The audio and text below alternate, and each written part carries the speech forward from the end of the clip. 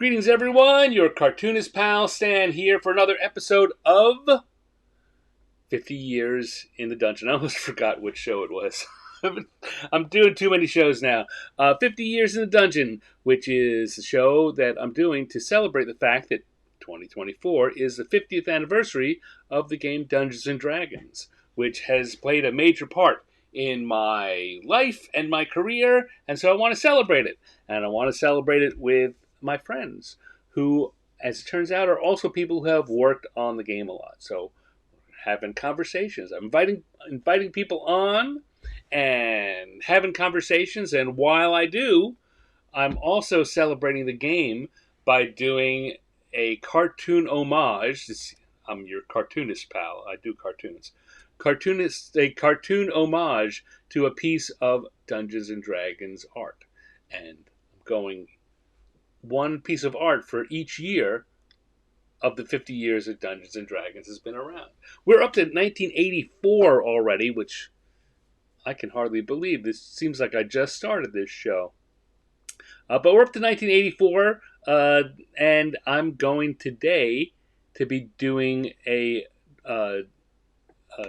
drawing based on not a game product, but a TSR novel. One of the early TSR novels. In fact, one of the really big successes. The very first of the Dragonlance novels, Dragons of Autumn Twilight.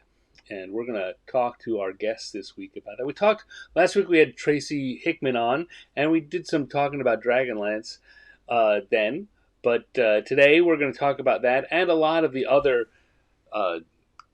campaign worlds. That this was the age. 84 was the age when TSR was starting to explore that, building new worlds and doing things. And my guest tonight is a very good person to talk to about that. It is none other than Jeff Grubb, who is the co-creator of quite a few of the game campaign worlds and the box sets and all of that. A lot of stories about all of them. I'm just about to start listing them, but either you know it or Jeff's going to tell you the story. So why should I slow it down? Let's see. Hey, Linnea. Hello, Ravenlord. Thank you for showing up. Glad to see you both here. If you are here, I see we've got some other people watching various places. You can always put questions into the chat. I can see those mostly. If I'm not replying, it's because I'm not seeing it. And I don't know what to do about that. But hey, Darren Drader is here. This was the year I started playing D&D, says Darren. Well, good timing then. So, let me stop dilly-dallying here and bring on my guest, Mr. Jeff Grubb. Hello, Jeff. How's it going? Hey there. Good to be here. Now, of course, people who have been watching the entire time know that you helped get this, besides getting Dragonlance going, you helped get this show going. That's true. That's true. I'm an early contributor, so. But I thought it would be we had some good conversations about your early start in D&D. Yeah. But We've done the Secret Origins, so. Yeah. So we probably won't go that far back again. People can go back and find the episodes you were on if they want to know your secret origins. But just for a quickie, give us the really short version, the TV guide version of how you got to be a D&D dinosaur, as you like to say. You have a cartoon of me being a TSR dinosaur. I joined up. I basically got short version, played D&D in college. Got involved with writing D&D Open for Gen Con, and on the strength of that was hired by TSR as a designer. And this was at a time when we were expanding. We were in the old Hotel Claire in downtown Lake Geneva for a few months. This was before we moved to Sheridan Springs Road. And you, Stan, know that we have had these long discussions trying to figure out who sat where on that floor because it's been an ongoing discussion that's been driving you crazy because Steve Winter and I will get together and just go on for like who was here? We knocked out a wall here, and somebody else was in Alan Hammock's bathroom. It Yeah. just was all over the place. Anyway, on the strength of that, we started creating, we started building. One of the things that came out of this was Dragonlance. Tracy covered a lot of the early conception. He and Laura talking about it on the trip out. What we had when it entered onto my radar was we were asked. This was still when we were in the Hotel Claire by management for ideas Right. for modules. And they wanted 3 basic modules, and 3 intermediate modules, and 3 Boot Hill modules, and 3 mini game ideas. And we all, were coming up with stuff. And one of the things that came out of that was the pitch that became Dragonlance. It was going to be a trilogy because we did trilogies, the G Right. series, the D series. And so that was the format. But Harold Johnson, embraced that idea, and it quickly became 10 modules, one for every color of dragon, and then it became 12 because then we had to put the dragon guy. I think it ran to 15 eventually with everything that happened, but so it kept growing as we went along. And I think that the original concept was going to be one for good dragons, one for neutral dragons, one for evil dragons, and so that's where the game concept came from. And we folded in one of the things about the development of Dragonlance was that we had, we kept, stealing from other ideas. And I pitched an adventure involving a ship that basically, was dragged into a whirlpool. There was a city at the bottom of the whirlpool, and this sounds like Istar, and yes, it is. And so that becomes part of the story, and everything just sort of contributes in. A lot of people threw in ideas. We didn't take all of them. There were things that Tracy really wanted to see and not see in the game. And that became the foundation for what we did in Dragonlance. So Yeah, I'm glad that you brought up Harold because a he he's someone that often gets left out of the conversation. yes, He was hmm in most of the rooms, but and contributed. But he's maybe the strongest support guy, but he's almost never the upfront face guy. he was. Alan Hammock was my immediate superior, and I believe Harold was his boss at the time. So, Alan was handling our day to day, and then, Harold was basically, I think he was already over in Sheridan Springs. This was a time when we were sort of split between uh, the old hotel and Sheridan Springs. And I think my office, and I've heard this a couple of people tell me, was Jim Ward's at one point, and he ran the education department out of my office, Mm. which was like in the front on the northeast corner. So I had windows. Not everyone had windows, so it just was. And I shared it with Ann Gray at the time. And across the hall was Tracy and Tim Kilpin and I think Mike Williams in what was sort of a conference area that we were sort of like unsure about everybody meeting there because the building might fall over. It was really not in good shape. Hey, Dave Lemon. Hey, Kevin Melka. And Ravenlore says, it's so cool to see the people you read about when you were a young kid. Okay, Mr. Dinosaur. Kids, get off my lawn. And that's, you know what? I mean, that's, you and Steve Winter and the people who stayed at the company for quite a long while and came back after the move out to Seattle. Uh, have I know that that each of you has one or two stories about people who came up to who are working with you came up and said, "Gosh, Mr. Grubb, I've loved your thing ever since I was 12 years old." I, I joke that we've gone from, I play your games to my parents played your games Yeah. to we found something in Grammy's attic. because you were It has cleaning your out the name on it. house. Yeah, it has your name on it. Um, So yeah, it's nice being part of the evolution. all right, so um, Tracy, I'm going to switch over so I start do a little drawing while we chat. Sure. Um, there we go. There I'm you go. using uh, uh, Larry Elmore's painting here. I've got this is from a print that he sells, but this is the painting that was on the first version um, of the novel. So Tracy last week was talking about how, um, well, as you said, partly it's a storyline that he and Laura came up with while they were driving out, Hmm. and that partly it was this impetus from a a consultant who said, "You've done a lot of your name's Dungeons and Dragons. You've done a Right. lot of dungeons. You should do some dragons."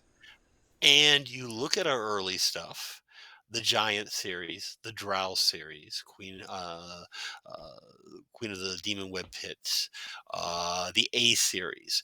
Those, all were good series, and yet we had never really addressed dragons except as, you know, big monster from the Monster Manual.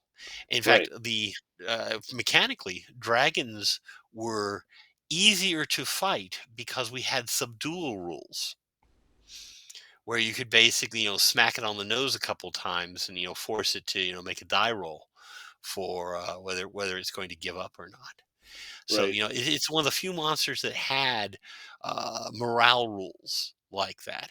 And I think getting away from that, attitude helped us be able to bring dragons to the fore. Plus, dragons, we're dealing with a lot of low level characters. Dragons are tough. They Yeah. are, hard to deal with. So therefore, it's hard to write adventures for them.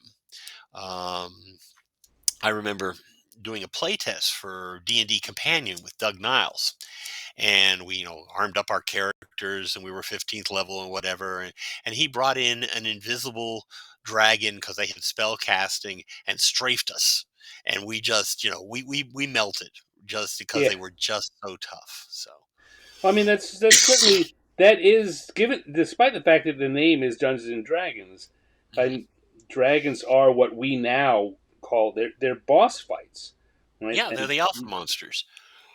you can't really get a big. Well, I mean, it was difficult at the time. You absolutely couldn't. In years since, we've had some attempt to address that, but you couldn't. Well, the Uh, ages of the dragons were something where basically they had, like, the small ones were one hit point per hit die, and you went up from there. And but that sort of had the disadvantage of you're attacking weak dragons, you're attacking young right. There's dragons. That's nothing that heroic about that. and in um Dragonlance, I mean, that's one of the challenges that Tracy and the gang faced was, okay, how do we handle this? And a lot of it was minions, the draconians. Hmm. They, Tracy did not want orcs. He was cool with goblins and hobgoblins, but did not want orcs. They were too Tolkien. And so the idea of the legions of these evil dragon lords tended into um, um, draconians, and we were dealing with underbosses initially. Verminard was our Darth Vader, Right. and um, Lord Toad, who was just Toad, Viewmaster Toad, was sort of that first bad guy comical, and basically he was a worm tongue type figure. And he was he was one of the first bad guys you encounter in the fact that he locks you up and you're on a slave caravan and you have to break out. So Right. So, what? How did you get from? So clearly, there's Tracy was involved. Harold was Hmm. involved. You were what was the makeup of Dragonlance as it was being put together? Wait, we had I the was the I was the third guy in. Tracy was there, the original founder, creator of Dragonlance. Go, give the hat tip to Tracy for that. And Harold was very much the promoter, supporter, voice for the with the upper management types. And I was the third guy in, and throwing in a lot of bits and pieces that a lot of it stuck.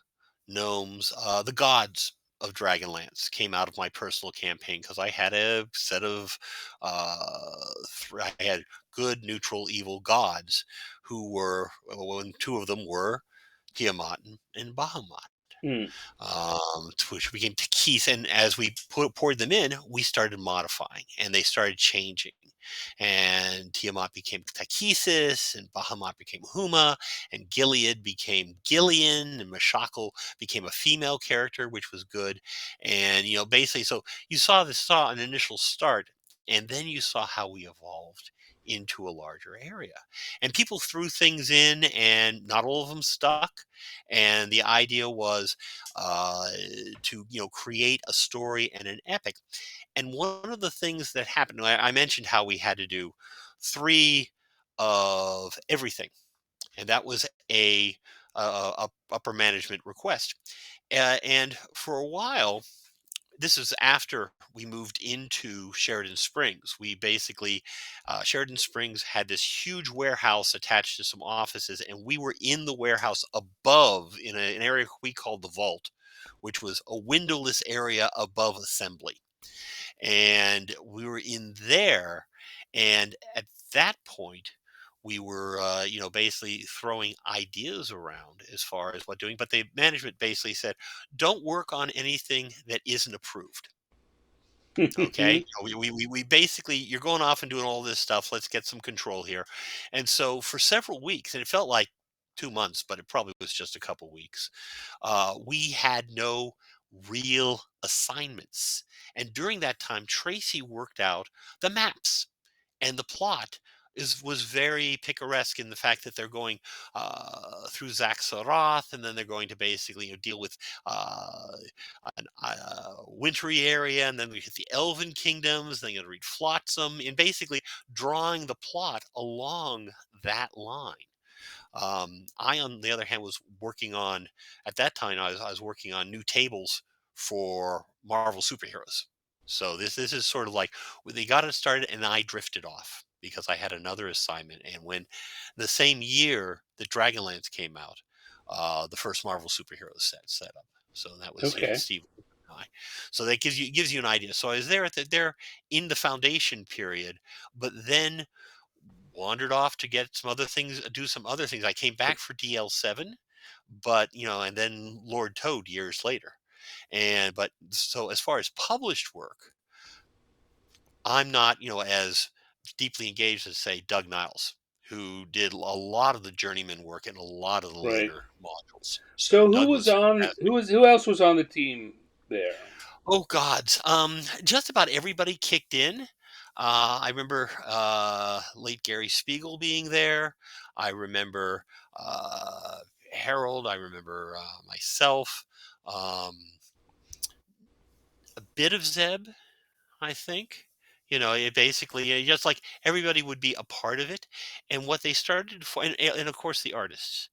Larry Mm. was a big, big proponent of this early, and you see his art here. When they made the initial pitch to the upper management types, he did 4 pieces of color art. Myself and Tracy has the first one, and Harold has the second one, and I have the third one. It's downstairs in my study. I was saying last And week that I get to see that whenever I'm over at your place. yes. Uh, During COVID, I was set up at the table down there with and people would basically over my shoulder, you'd say, "Oh my God, that's the Dragonlance picture," and, yeah, that's the original. The And Carl Smith, who was an initial editor, uh, and so he had the fourth one. He was officially in as far as that. Also, Mike Williams. who was a editor as well with us. Mm-hmm. And I'm thinking for the early playtest, and Janet Pack, Terry Phillips, some people who are not necessarily connected in the company itself, but were part of the playtests and became part of the group. They would go out for what we would call Dragon Lunch. They would go Dragon out, have Lunch. lunch, talk about Dragonlance. Yes, so it's the Dragon Lunch. It's not an official TSR product until we have a name that we have the name, and then we have the funny name that we make attached to it. So we had the Foggy Realms. So but we had Dragon Lunch, and then Margaret arrived, and this kicked us to another level. Originally, they accepted the plot that Tracy put together and said that this is very nice. We're going to get a professional writer to write it, and this All right, did I not think work that out. let's just hold it. So the Okay, thing that's missing here is uh, that there was going to be the novel, right? That there you was say going to they be the accepted novel. the plot, and so how did the novels? How did because TSR wasn't really they weren't doing novels at that point. They were doing choose your own adventures. Endless Quest books, and I believe a couple of the early Greyhawks come predated as well. Yeah, I could be wrong on this, but this you could was be. the You first you were there. major I was not. rollout. This was the first major rollout from our fiction department had always been there and had always been working on things. So this is sort of like the big step forward where we find, because the Endless Quest books were very successful. They Right. they did really well. They went for tens of different versions, and then we did a hard quest version for romances. My wife wrote one of those. We ended up doing a superhero version for the Marvel license. So the Endless Quest series was that we did a big size version called Catacombs. um, and all of that was very successful and out of our book department. So we had some. It wasn't like we're wandering on the stage for the first time when we're doing this, but Tracy did propose the books, um, and they were going to be a part of it. And they first looked for outside authors. And Harold has more inside knowledge on this than I did. I was asking questions at Gary Con, and they went through a couple periods where, okay, we're going to use this guy. Well, that's not working out. We use this Mm. guy. He wants more money than we were wanting to pay. And they came back to Tracy and said, okay, we'll let you write it. But you got to have a co writer, and the co writer has to have been published. Uh, This is what I was told. And Margaret had arrived, and as an editor in the book department, and she came in and she set up and she had her autographed picture of Darth Vader on her on her desk, and she had previously published a young adult book about Jesse James. So she meets the criteria, and she and Tracy hit it off, and they worked very hard. And Margaret is, to my mind, the fire that basically put us all together, because she's one of the hardest working writers I know, and organized and set up, and she's got a lot of control and a lot of discipline. And she helped not only bring the first trilogy is very much Tracy's plot, and the second trilogy, the twins, is very much you see much more of Margaret getting involved in the creation. And one of the reasons is when we built Dragonlance, we said, okay, we have an adventuring party. Okay, and we've got Riverwind, and we've got Goldmoon, and we've got Sturm in there, and we need a fighter and a wizard. Okay, fine. They're brothers. Okay, that's fine. And I think it's Harold that came up with the names. We had the Caring Man and the Wasting Man, which right. was Caraman and Raceland.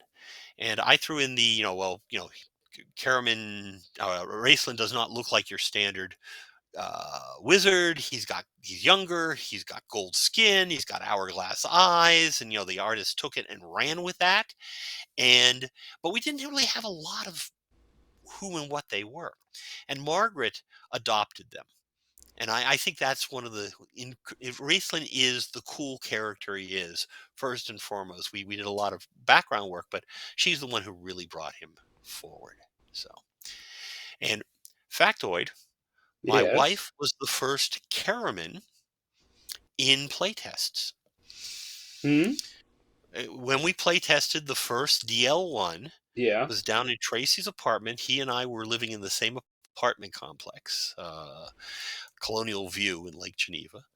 And he was, running, and Kate ran as Caraman the first couple times, and she Kate dropped out. is your My wife. wife, my wife, and she dropped out, and Mike Williams took over and really took control of that character. So but that's sort of like one of those things. I was upstairs with a broken ankle working on Monster Manual Uh, 2 at that time. So So say not just your wife, but also your writing partner, Kate Novak. yes, You guys did some seminal work on early Forgotten Realms forgot novels.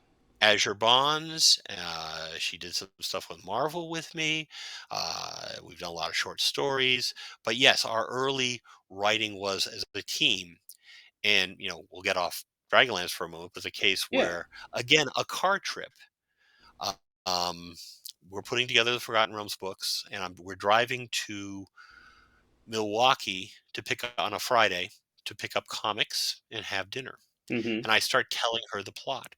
And by the time I got to Milwaukee, I had a co-writer, and one of the characters changed gender. So, it's basically been all that sort of, interesting relationship and really positive. And again, she brought a lot to the partnership, and working with others has been, I think, making the projects better over the Right. years for Well, each other. certainly. Lori, I mean, we've already myself, talking about Dragonlance, seen Mhm. how many people are part of making what becomes this world, Oh this setting. yes, and a great initial proposal was the Dragonlance play.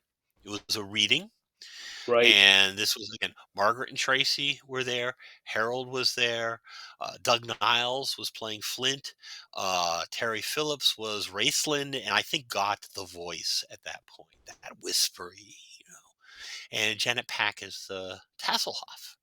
And, originally, Kinder were going to be called Kinder, as in the German, Mm, but everybody read it as Kinder, so it became Kender. And they were going to be tough kids. They were going to be a little more dead end kids, our gang sort of, right. ruffians, as opposed to these hobbits that we have. Again, putting distance between us and other traditional tropes. And but Janet was just so incredibly cute as Tasselhoff, that sort of like that overtook the characterization for Tassel, which I think is a good thing. It made Tasselhoff a very likable character. He certainly is. Hmm. So this the play, the Dragonlance play, which you uh, mentioned there, that was how far along was the project when that had it already been published by the time Ooh, that no, that no. happened? Or I think it rolled out about the same time as publication. This was an advance. This was at the first one was at Kenosha, the Gen Con at Kenosha, and then later on they would do it annually, and it would be at Milwaukee.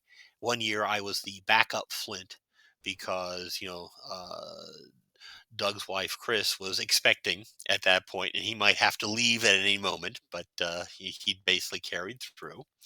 Um, so, but this was that first appearance, and one thing I think that helped was we did also promote Dragonlance. We basically, we had that teaser ad at the bottom, just the bottom of the page for Dragon Magazine's Dragonlance, and the logo is yeah, coming, and so we did do a little more promotion than we do for, say, our Endless Quest books.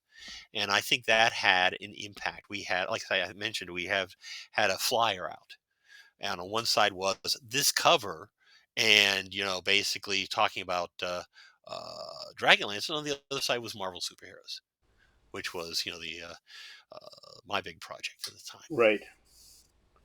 Um, how? I mean,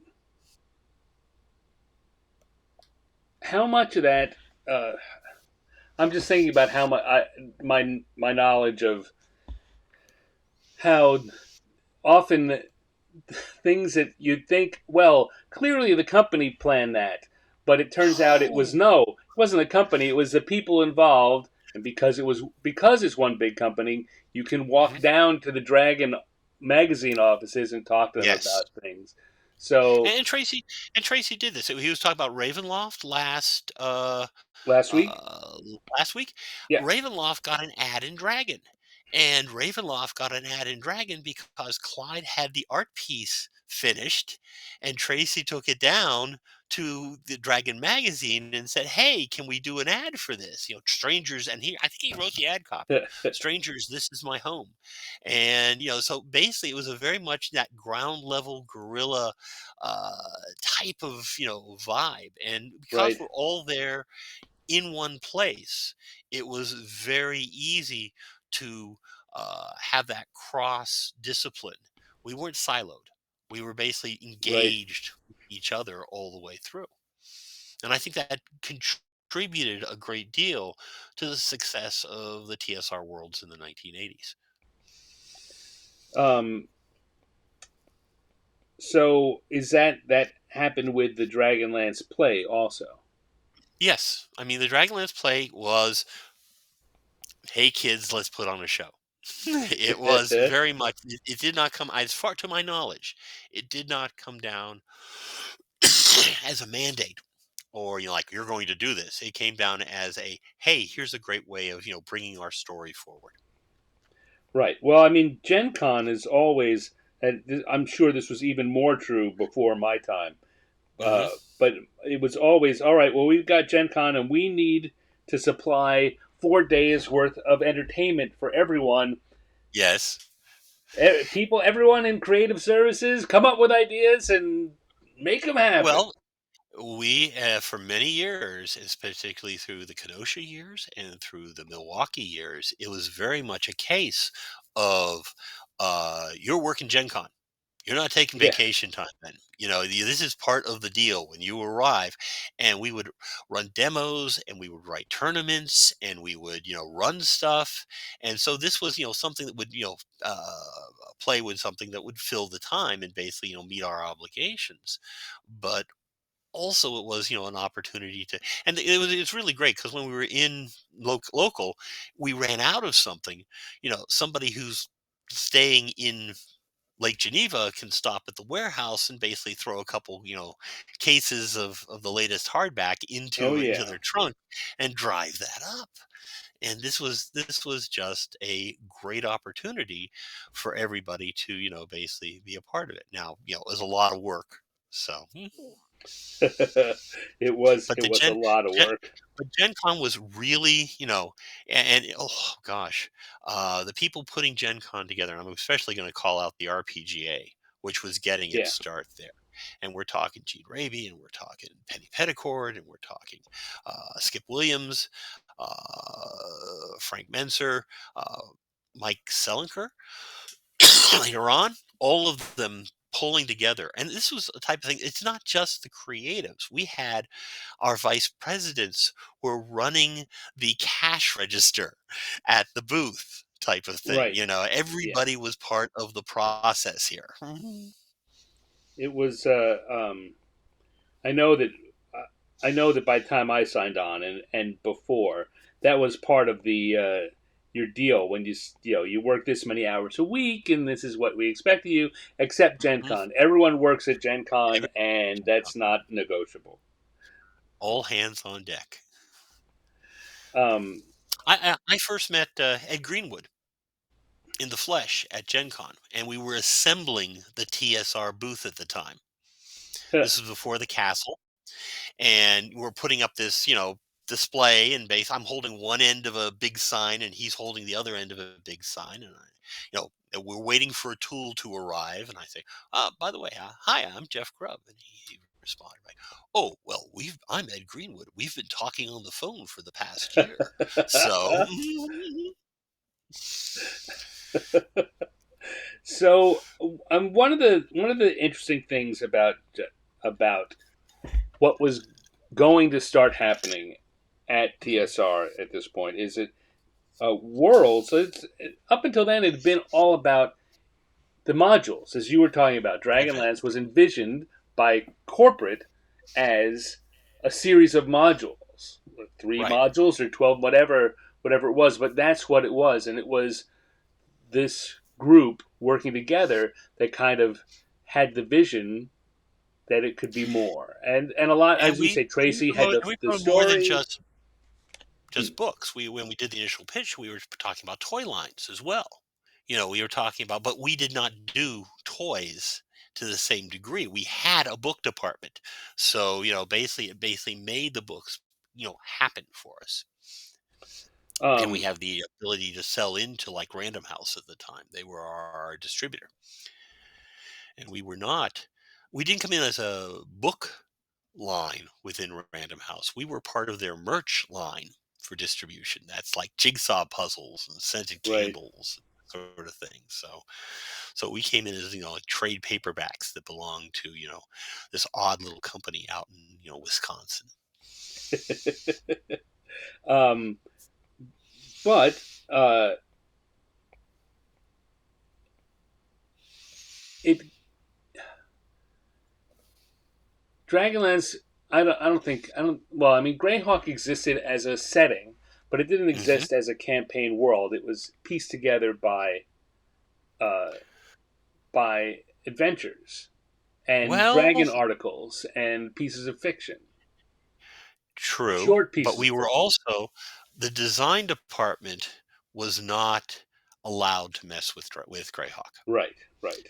Greyhawk was Gary's, and therefore, basically it would be stuff that Gary did, and basically people that he approved of, and so the process of getting material through the pipeline was a lot narrower, and as a result, we could not, do as much. What Dragonlance did, it allowed us to basically expand out. Right. And I should mention that when they did the initial novel, they were told, Margaret and Tracy were told, wrap it up in the first book. Just in Have case. some sense of resolution, and because we don't know if there's going to be a second one. We're not sure. If this doesn't work, we're going to fold our tents and be done. So there's a lot of like, okay, we're gonna do what we're gonna do the novel, and you can see the original book has a good resolution, but better that it keeps on going. It got better over time, so that was a challenge as well. Um, but then after it succeeds, and Hmm. then we start uh, moving into an era Yeah, of campaign settings. Forgotten Realms is next. Forgotten What? Realms is next. In part, again, Dragonlance comes out. Dragonlance is doing real well. Dragonlance, the novels are doing nicely. In fact, Dragonlance is doing incredibly well as a book product. And in the writing process, I'm sort of like at the hinge point, because when I was working at DL7 was the same point that the adventurers in the books had gotten to that stage. So that's the point where the books tend to take the lead Right. over the modules. The modules, we've gotten Zach Saroff, designed, and here are the plot points and that sort of thing. So basically, the book started taking on a lot more the leadership role as far as what was happening in the world. But they were concerned that, okay, what happens when this fades? What Right. happen? What do we do next?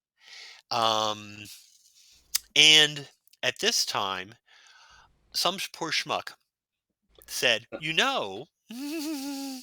Some Ed poor Greenwood's been schmuck. writing all these. Yeah, some poor schmuck, that'd be me. Said, Ed Greenwood has been, writing articles for Dragon Magazine about his campaign, The Realms. Should we see if he's got really something behind it as opposed to just his occasional articles? And they said, that's a great idea. You call him and see him if he's willing to sell. And so I ended up making the first contact. And the Realms, again, like you can basically trace Dragonlance ultimate creator back to Tracy. The Realms is Ed's. The first Realm story he wrote was when he was like 10. Right. One comes unheralded from Zerta, which involved magical cross-dressing, among other things, and Mert the Merciless, who became Mert the Moneylender. And when Dragonlance, and eventually, hopefully, you can get Ed on here, and he can give you, real Ed, stories. I can look at the schedule. Ed is Mhm. scheduled to be. Oh, that's not what I want to look at.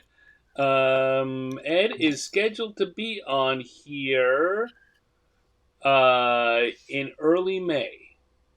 Early May, So he so has he can already tell you said yes. We've got a tentative his side date. of the stories. I don't want to. I don't Excellent. want to say a specific because it may not come true.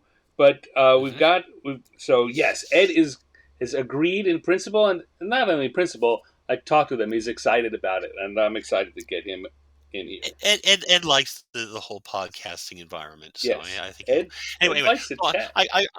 I call Ed, and yes, doing panels with Ed at Gen Con was always easy because I was straight man, and we would just wind up, and I have 3 questions, and he would just go for an hour. So it was like an easy task, keeping him more or less focused.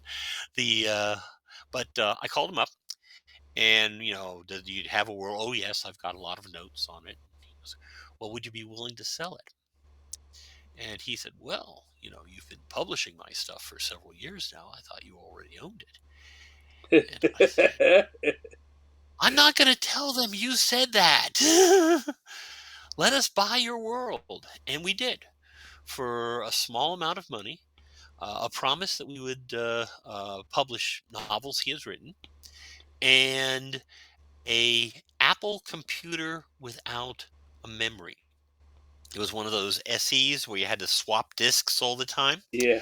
And we liked it. What so happened so much is a year later we bought him memory for to attach to his Apple Macintosh, and so he could go. So he's started sending all of these packages of his notes, and he would bring things. He's a librarian, and he would bring his work into the library and basically photocopy everything. And sometimes he would cut it up and basically reposition it and then rephotocopy it so it'd have like bits that were all relatively contiguous, and then like something along the side that he wants to put in. And it was, very texturally dense, and he had a lot of information about certain places and less information about others. And so, because it was his living campaign, he had players who were out of Shadowdale. He had players who were out of the Golden Fields. So he those were the areas that he was concentrating on. So this is what we learned as we went forward with the realms. And I joke that he was in Canada, so he would wrap this stuff just to get it past I. customs.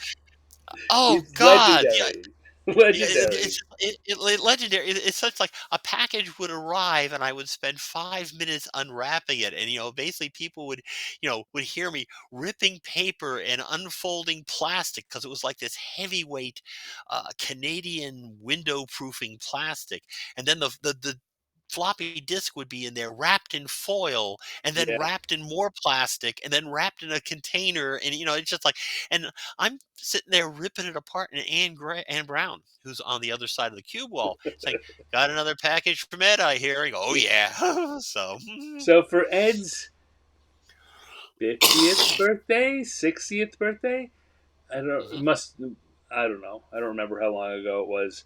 Um, uh, some of his fans, some of the people that he's done Candlekeep work with, the Yes. active fan base, organizers put together a tribute book and asked folks to write a little message for him. I'm pretty sure you had something that you wrote in there. They may have hit something, put something like because they were the Candlekeep guys were just Yeah, fantastic. yeah, As far as keeping the whole orbiting lore of the realms, because yeah.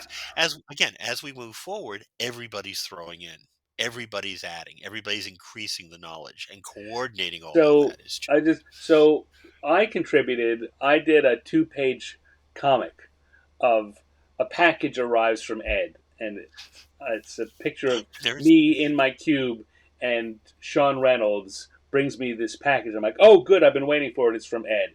And then the rest of the cartoon are panels of me tearing off various yes. layers, and it's a package like this. And I'm tearing Mhm. off layers and layers and layers, and finally there's a pop, and I reach in and there's a floppy disk. Yes. That's not too far. I mean, this was It, also at a point where we were just using Federal Express. yeah, The first ones had been mailed through, and sometimes they disappeared. We did give Ed our Federal Express numbers, so they could suddenly actually show up within a week. So this is before we all had the same level of the internet as well. So the right. idea of just send me the file, that's a modern thing. All right, Back then it was very much hammer and tongs, I'm looking up. bear We skins and actually bow have some tie. questions in the Oh, chat. okay. So let's see. Ravenlord says, "What is the year the Gazetteers were imagined?" Oh gosh. Okay, the Gazetteers had a different history, and that's a good question. I'm gonna just do this real fast. I'm gonna search for it because the man behind the D&D Gazetteers was very much Bruce Hurd, Yeah, who was also our freelance guy. Grand Duchy of I think his Kiramikos he was was I 87. think controller was the That's a good way of putting it. He did a lot of our dealing with our freelancers, yeah, and he did a great job as this uh, spokesperson, champion yeah. of the known world, which would eventually become Mystara. And as a result, a lot of the cool things you saw in the Gazetteer series, the hex maps, uh, they kept getting larger over time. That's all Bruce at work, encouraging, pushing, fielding it for get the color. We had the transition of from going from black and white maps to a poster map to a multicolor to a two-color poster map to full color, as far as and that's about the L7, if memory serves. This may have been our first Dragonlance that had a full color map in it. Of course, we had them uh, Marvel as well, but he also had access to those resources and could steer them in the direction of making Mystara, making the known world a really cool place to operate. So this was very much his baby. So he was the champion for the known world, for the D&D worlds.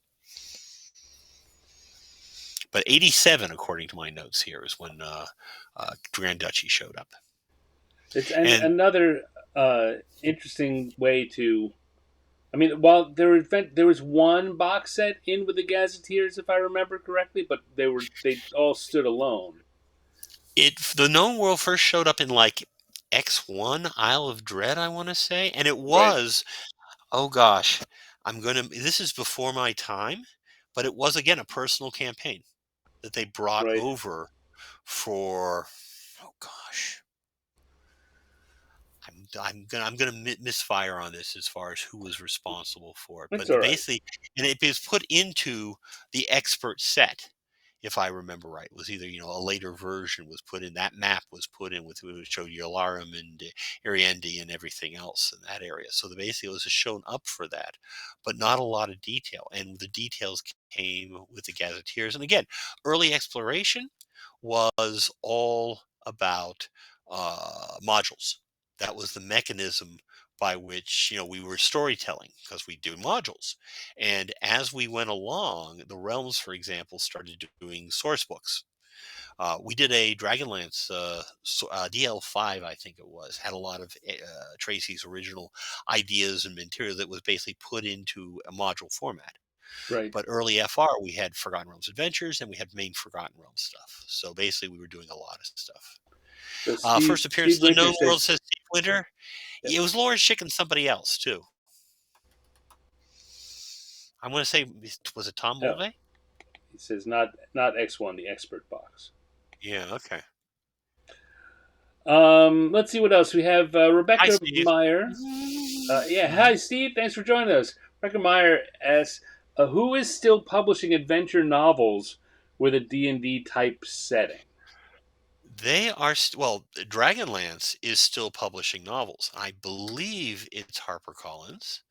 And this is a a slightly separate deal in which TSR gives permission. I'm sorry, Wizard of the Coast gives permission, and Margaret and Tracy make the deal as authors with the publisher. And so the recent release is not from Wizards of the Coast. The recent release is from like the publisher. And Bob Salvatore has been doing the same thing over with Drizzt. um, Drizzt. I listen to the audios and basically everybody pronounces it differently. So my favorite dark elf. the Everyone's favorite dark elf. But so yes, there is a continuation of those TSR worlds but from other publishers, because as far as I know, we But aren't there, doing yeah, I books think, per I se, mean, but we are licensing and giving permission. You're seeing the Arts in Your Canna book. You're seeing the cookbooks that have come out. All those are from other publishers, but licensed from right, TSR, yeah. from Wizard of the There is Coast. no great single license. There is no Yeah. source for D&D books There is yet. no great book department, and for many years, TSR and Wizards had a great book department, and we had They great sure did. editors. I'm gonna try and have some guests in that were from the book department. Yes, I've already got a I few mean, that I'm talking to, but and again, and that will come me. along too. Let me rant, okay? Go ahead, Editors are please. of such key importance. We, in the games end, our editors were developers. They were basically, not only translating into English, but often translating into D&D terms. Our book editors, uh, Gene Black, Margaret Weiss, Jim Lauder, Pierce Waters, no, Bill Larson. All of them were, basically really, really good. And we're all located in the middle of nowhere, Wisconsin. And just, yeah, we had top flight editors, which I Yeah, think was one of the reasons that we succeeded as well as we did. And the editors don't, I want to drag them out on stage and make them take a bow. And basically, in general, editors do not do that. They would rather, be the power behind the throne. um, all right. So I think it's interesting, and I'm glad that you brought this up. That one of the reasons why Forgotten Realms happened as a line was what happens when Dragonlance runs out. When we're done, yeah. Right. Just kind of the thought and the fear of what happens when we don't want to lose this. But then we started to get to the point where there were uh, new settings coming out every year, sometimes more Yeah. than one a year. Yeah. Um, Plus maintaining the old settings as right? well that had an established audience. And, some of it was Zeb and Oriental Adventures, new expansions, Al Qadim, going to Arabian Adventures, but new worlds like Dark Sun, Spelljammer, and these sort of thing was like when we did Al Qadim, we actually planned it so we were going to have a 3-year run. And this is our 3 years, and then we'll be done. And they came back and asked for a fourth year. They asked for a fifth year, and then didn't do it. So we basically were trying to contain our expansion. And part of it too was Greyhawk produced some really good products, but it also produced some less good products. And I think part of it was, we would throw everything onto the schedule, and then Jim Ward and I and would go back because we had an Apple two in the corner which had PageMaker, and that's where we would lay out the schedule. And because I knew how to use an Apple, yeah, basically, I was there with Jim hanging over my shoulder, and we started moving things around because everybody wanted to have. I want a box set, and I want trilogies of adventures, and I want some source books, 96 Right. pages, 128 pages big. And we looked at that, and it was just overwhelming. So inevitably, during the scheduling process, things got thrown out. So. And Um, that's, I think that was unfair to some of the lines. how much do you think it changed the game that uh, the focus started becoming worlds rather Rules. than rules? Hmm. Because well, I mean, I certainly have opinions, and I don't want to give my opinions first. I want to pose that Okay. question to you. I think you're right to a great degree with rules. It came in a case of we would add things, they would evolve, and then we would do a new edition. Kits. Some classes went away. We suddenly had kits, which felt very subclassy. And we had like players options, and we had over time we were adding more rules, but they were major steps forward, whereas we saw a little more experimentation in the adventures and in the source books. And it was much easier to basically create source books than to basically keep adding to the volume of rules. And I think you're talking about Unearthed Arcana Hmm. next week, which Yes. is very much a case of we launched a whole bunch of rules and not all of them stuck. Not all of them were things that people liked, and I think that had an effect on how many rules we wanted to keep adding to the set. Um, do you? One of the things to that people should know um, Hmm. is that there was I mean there were group by the time I got there, there were product groups that were focused around settings, but there was a Yes. product group which was the core D&D group, and they did Yeah.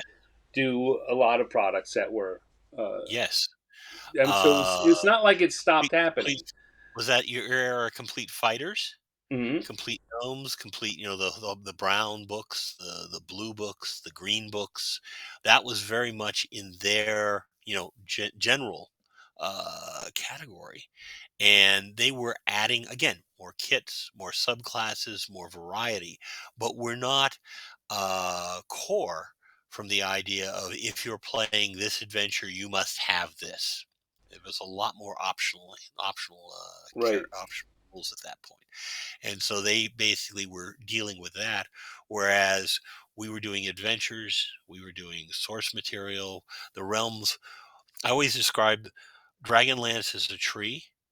We Hmm. have the epic, the big trunk, the big solid piece. And then as you get further away from the trunk, it becomes, a little more indistinct. And the realms was a bush. It had stuff going off all over the place, and we have Ed working out of Shadowdale, and we got Doug working out of the Moonshades, and Bob's up there in the north with the Dark Elf, and so you basically it was a three-ring circus. And one of my positions for a while was traffic cop of the realms, being aware of where everybody was playing in the sandbox, and making sure they talk to each other. Right. Uh, so this was one of the things that the realms had a lot of width, and I think Dragonlance had a lot of depth. Yes. Well, certainly, Dragonlance has always done best when it follows critically and sales wise. Hmm. Um, uh, I think there's a lot of good, really good design product that breaks this rule, but as a critical success, it's Hmm. done best when it follows the storyline. But it's basically when it falls into that storyline. Large universes, Marvel, Star Wars have that same challenge. I mean, basically, Star Wars is very, successful in a lot of areas, but a lot of what people pay attention to is how does it fill in with the 9 movies. Right. Um, And part of that is because that's what most people can counter first. Star Trek has the same challenge. right. Yes, and so to go back to the core rules, Mhm. one of the challenges they had was that each setting varied in some way. As you were saying, no orcs in Dragonlance. Just they all had their little particulars, and Right. so you couldn't you couldn't create new stuff for core and guarantee that it's going to be used in every setting. So that Nor that can you increased. assume that the players are Right, going to have the complete fighter when they're in the realms. Though if right. they're in the realms and they want to use the complete fighter, the realms is versatile enough to accept their elven blade singers. That sounds like fun. Hmm.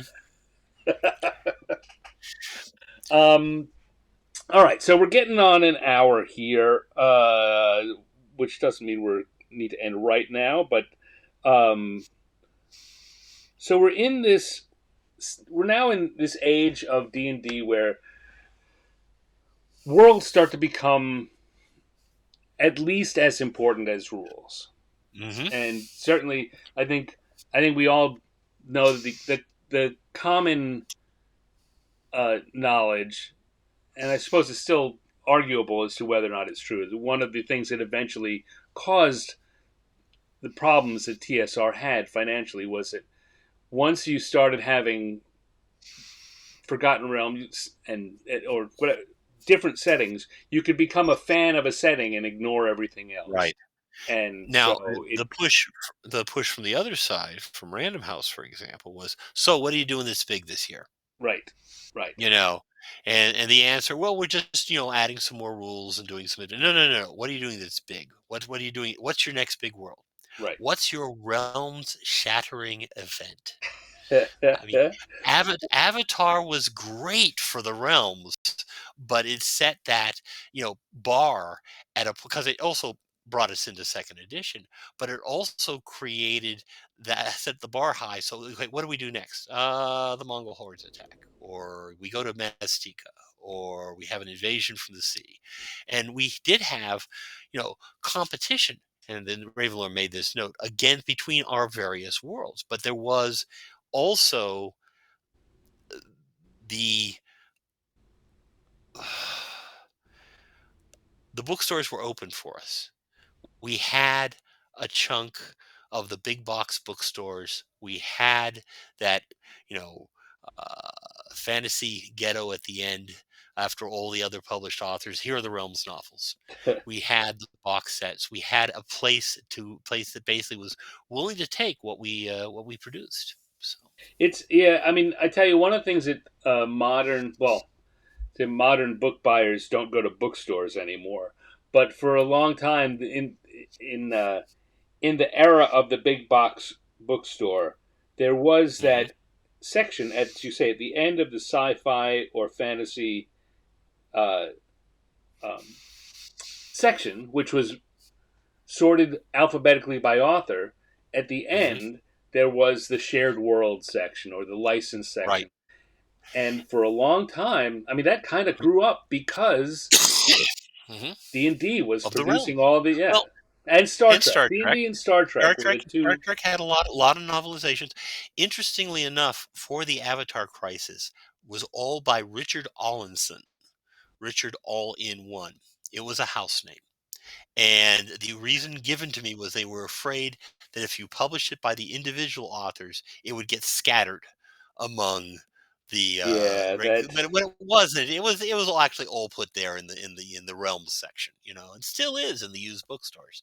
So it's just like that's the way it ended up, and that's okay. I mean, it gave us we had a shelf, we had a presence, and we had a presence that continued to change over time. It didn't just sit there for like yeah, Tolkien. He's only written 5 books. Yeah. So I think that that's another bit of D&D history that gets mhm, overlooked uh, by the broader publishing world is how mhm. influential D&D was to creating that shared world market. Yes, and a multi-genre, multi-author Yeah, market. Basically, it wasn't we're waiting for the next novel by X, though you may be waiting for the next novel by X. But in the right, meantime, here are novels by Y and Z that are set in the world. If you like, genre is very much a marketing term. If you like this, you'll right. probably like that. We joke about how during the 70s, almost every fantasy novel was presented in the tradition of Lord of the Rings. Right. So, you put it on a banner across the top. So, and that's genre. And genre is created from the eye and it puts down roots and takes on ancestors, but it's basically from that basic idea of if you like this type of story, you'll like this story. So, um, seems like there was a setting upheaving event across the board going into 2A. Yes, that was the Avatar Crisis, and that was a big change, and one of the reasons for the Avatar Crisis. It was one of the things that would carry us over into that second edition, and you know. In theory, we were going to do a little house cleaning and get rid of some gods, and that never took. We ended up with more gods than we started out with. But It's the one thing the yeah, Realms has. More gods yes, than then anyone could you ever really want to use. shake a stick at if shaking a stick at God is your thing. So that was a part. The later ones were not as major, but they did. Mastika introduced a new setting for the realms in the new world, and uh, the Horde basically was an event. You got a box set, got 3 trilogies, got three adventures. Troy Denning did them, did 3 novels. Um, that basically, and so it became more of a self-contained, but it was a realm-shattering event where things would change supposedly, and it's much like those big Crisis on Infinite Earths. I'm That going to the, say the that first one was fantastic, and the ones later always had like a bit of living up to that. Realms. Why was it called the Avatar Crisis? The gods were kicked out of their domains and sent down to the realms, and were resetting themselves up and so some basically were conquering territory, and some were basically conspiring against the others, and it was it Helm who was sort of the hall monitor to keep um uh keep everybody in line, to resolve, and the matter resolved, and they were all underneath an overgod named Ao. And Troy, in the last novel, his last line, you had the overgod, and you had all the other gods. Ao is going to report to his gods, and that was just a line, and it just sort of like, oh my God, it's turtles all the way down. But there were avatars of them on the realms, hence the Avatar Crisis. but as you pointed out just a little bit ago, and as Marvel and DC Comics eventually learned, well, suffered from, say, is that idea of, well, if we're gonna have to do this every year now. Yeah, because it sold. It was successful. It was, it was something that basically we could point to and say, here's the big thing. But we had each of the settings Hmm. wound up having, so we had major crises happening everywhere every year. And every jumping on, this is true with comics as well. Every jumping on point is a jumping off point as well. Yeah, It's a point where people say, okay, I'm done. And I think that's a challenge.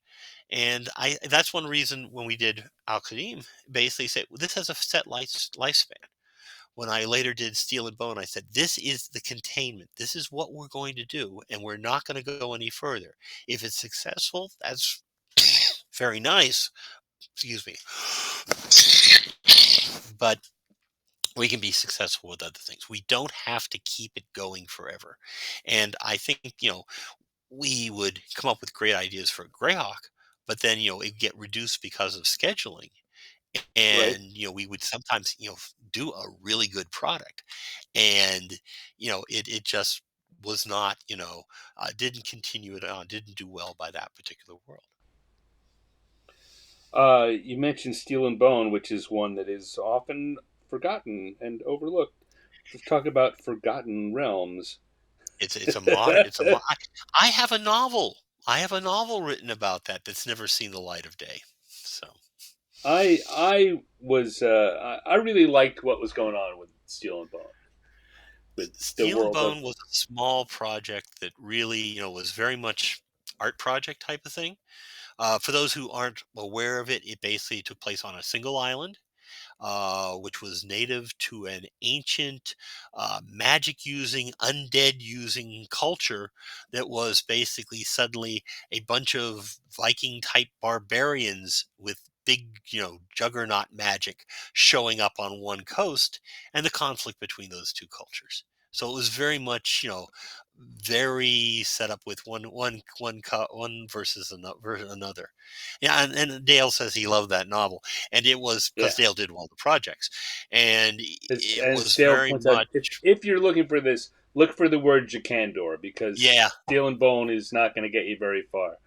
it's true. Jacandor is what they wound up calling the series. It's a small piece of lost TSR history, and it showed up during that gap when we started it at TSR, and I Wizards. think we finished at Wizards. Yeah, Yeah. yeah.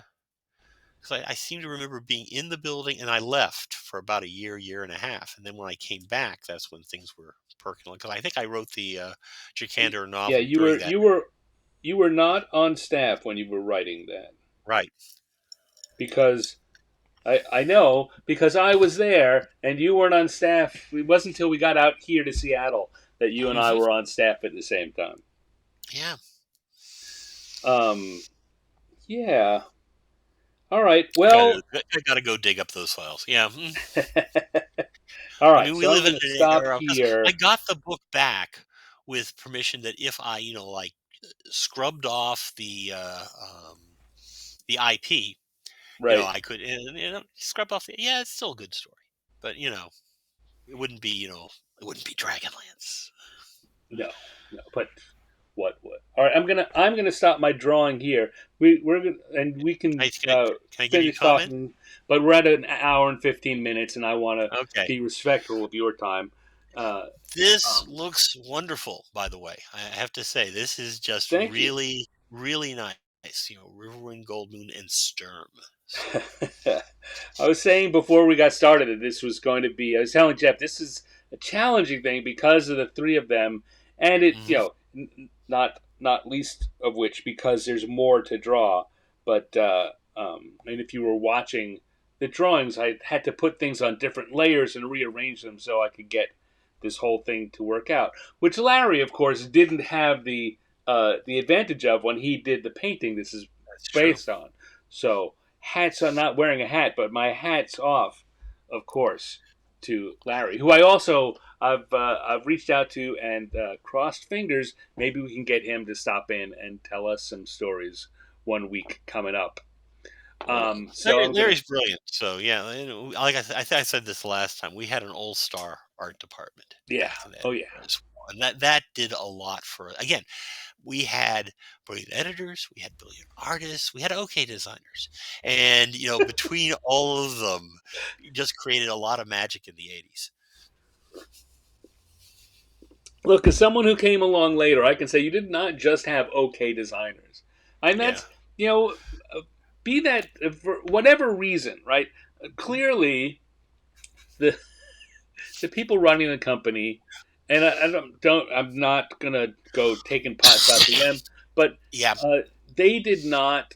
Aside from the opening salvos, when it was Gary who was a Mhm. designer who created a company with other people and brought them in, and everyone involved was a game person. Mhm. By the time, but even by the time I think we're talking about at this stage, we're talking about Dragonlance and the Forgotten Realms. The people who are running the company are no longer the people who have visceral understanding of the product that's being made. Dragonlance got us started during Gary's, in the Blooms, and they're from the gamers, but they're also moved into positions of upper management. And I think management is as much an art form as Yeah, game design and editing, yeah. etc. Like I say, I And don't, I don't it's want to all make this a I've watched them deal with a lot of yeah. challenges over the years. I I've don't been agree with what close to they've those done, but offices, and I yeah. don't I keep coming back down because I don't want to be doing that. Hmm. That's a whole other realm of stuff, and it is. It's I don't want to take anything away from them, but it's important to. I know by the time I got there, the only person left in management, I think, uh, who still had that any of that pulse of or the memory of what it's like to have the clay in your hands and to be doing it Hmm. was is Jim Ward, Jim right? Ward. Yeah. Yeah, Everyone absolutely. else was a manager, and I don't Hmm. mean that in a pejorative way. We had good managers and bad managers, but on the whole, I think more good than bad. Hmm. Anyway, I, um, I won't debate that, and a lot of them came in from basically, and adapted, and yeah, learned, and developed, and some of them basically not so much. I think the biggest problem, and this is in no way um, exclusive to TSR. Uh, the biggest problem that management has as things grow is that Hmm. they stop believing that the people in the trenches can understand business, can come up with ideas and work in a way and produce things that will be successful. There's too much Right. reliance on business acumen that doesn't That's understand the true, game in but the by the same audience. token, I think they did, come back, and many times, for things that we did later, Dark Sun, Eberron, etc., and basically are paying attention. And from, yes, for the TSR era, I think we saw people who were professionals at what they did as Yeah, management. But then we went to Wizards of the Coast, and we have Peter. yeah. No, I You think know. it's a pendulum, and sometimes the swinging of the pendulum is the selling of the company. But that, Hmm. like everything, it goes back and forth. Like you Right. will, yeah. Um. Anyway, so I don't know. I find it when I got to TSR, I remember being of the opinion that um, what the company did was create settings. It's create Hmm. settings and stories. Hmm. Um, which I didn't have to be there long to know to understand that I my thought in that way was at best incomplete. But I think for the greater part of the late '80s and all of the 1990s that the settings became the engine that was driving the company forward. Yeah, that's a fair. I think that's a fair cop. Like I say, you do mention the complete X books Mm-hmm. as a Mm-hmm. moving game design function forward. But it's a lot of that, I suppose. I will admit that several people have told me that the first time they met me as an employee, that my comment was, "They're all mad, you know." So, And it's true. hmm, Um, but I mean, as this show goes on week after week, we're now in the early '80s. We're going to be yeah. going through this era. What uh, um, what do you think people should look for or ask about? Because always encouraging the people who are watching this to send in questions and ask about Hmm. that. I don't know. I guess what I'm asking for is, can you tease what you think uh, the next that has been unleashed by this era of world building? Well, I think there is a segue between the rules and the world building, and Mm. I'm doing spoilers by saying Unearthed Arcana's on your Ballywick. Um, Well, that's the next the year. It's Yeah, that's 1985. the next year, and in addition, we saw expansion not just in D&D but across the board. Spent a lot of resources trying to crack the board game market. Mm. Went to different genres. We had done Mm. Star Frontiers. We have Marvel superheroes in this year, and then even going forward to the Amazing Engine, and then eventually Alternity at Wizards of the Coast. So we are still trying to expand out the base. We're still trying to find new ways Right. of presenting our the ideas and telling our stories. Um. All right. So of the D&D worlds, Hmm.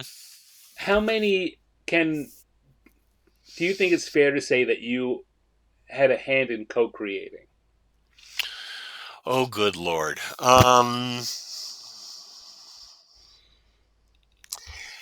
I contributed a whole bunch of small stuff to other worlds, like I ran the first three Kreen and Dark Sun, but that's not mine. But Al Qadim, Spelljammer, Jakandor, Forgotten Realms, Dragonlance. Mm. Um, these were things where I was foundational, Yeah. and again, not the only person in the No. No. parade. No. No. No. So, and I always stress the fact that we are cooperative, and everybody's in there. Sometimes it's a rugby match where everybody's in throwing elbows.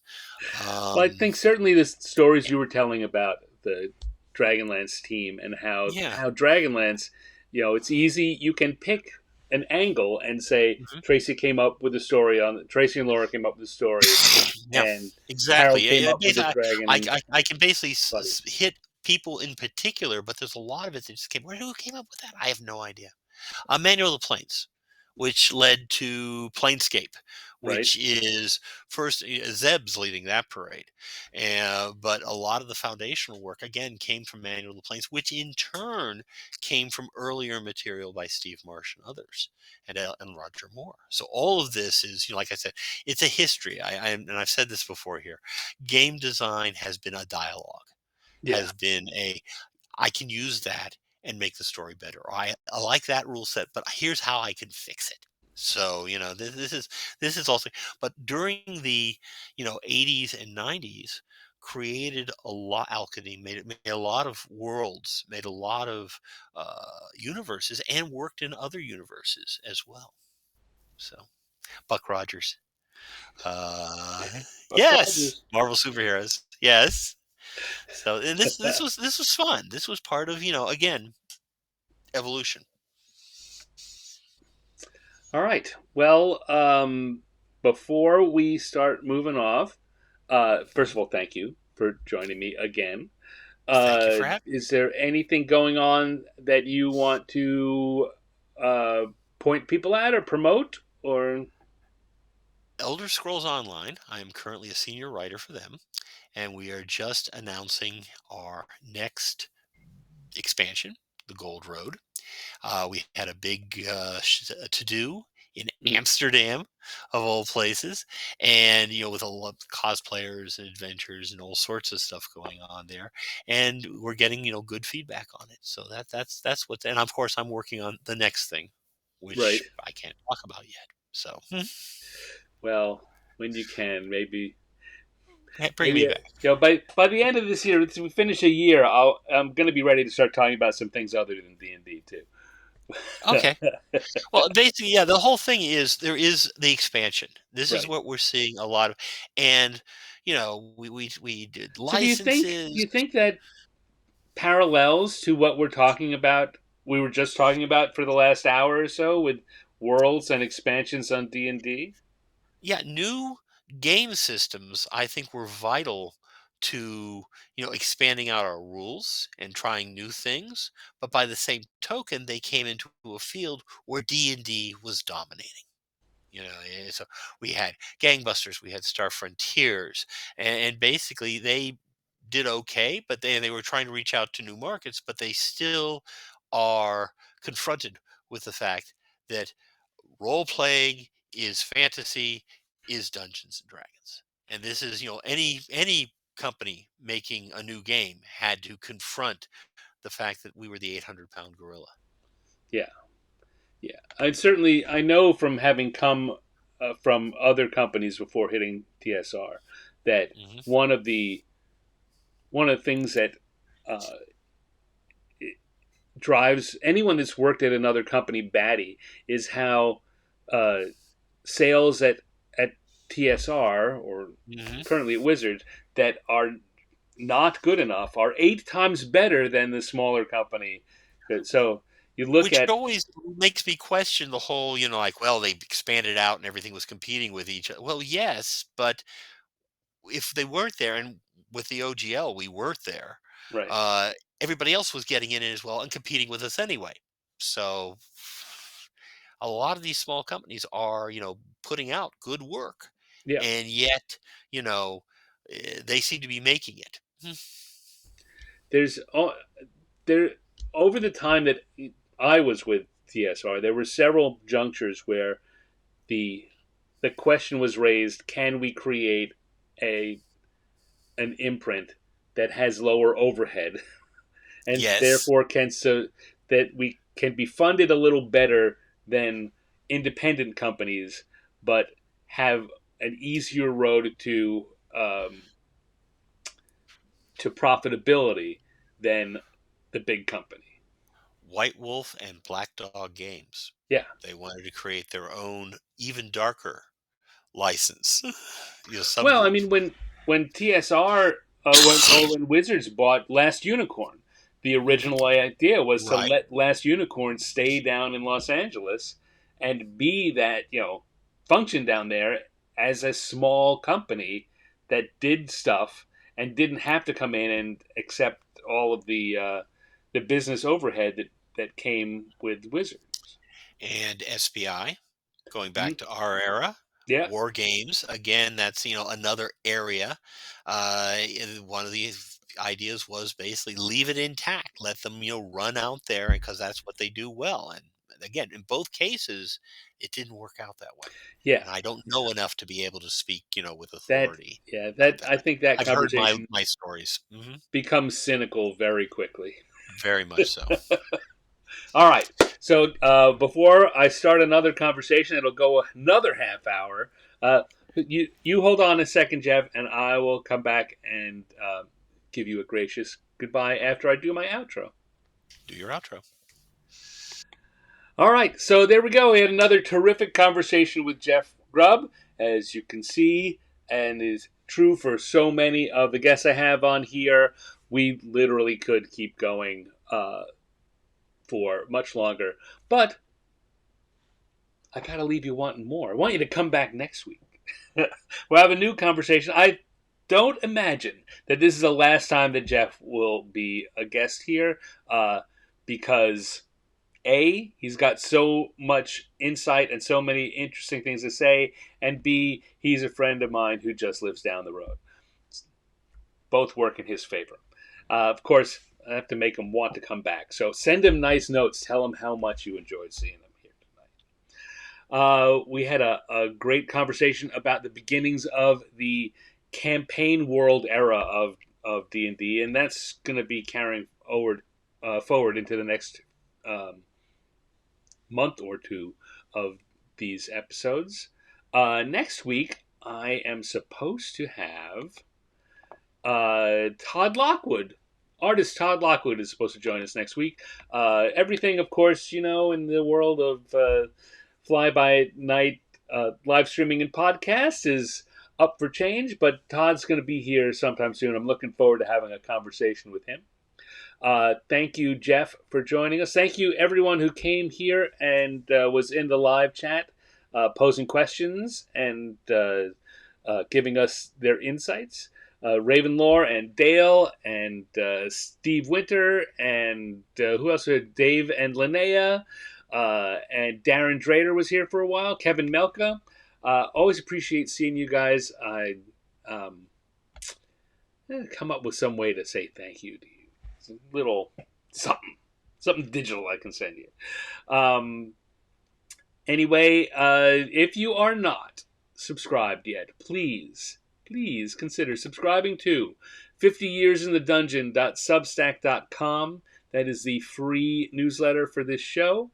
It gives you updates on who's coming. It's the first place. If you want to see the finished art for that piece I was working on, it will be available later this week to you guys. The rest of the world is not going to see it until sometime next week. There are paid levels, and I'm not going to push them hard here, but you may want to consider them. They come with extra bonuses as well. But the main gist of it, totally free, 50 Years in the Dungeon.substack.com. Tell your friends, come on over, sign up. We just went over 100 subscribers, which makes me very happy. See? Happy. Other than that, tomorrow night I will be live streaming again. I will be doing my improv cartooning show, Random Encounters, 6 p.m. Pacific time. Same channels that this is streaming to, so come on back and join me for that. Till then, I want to thank you for being here. Thank you for listening to the dinosaurs ramble, and I'll see you all next week. Take care. Bye.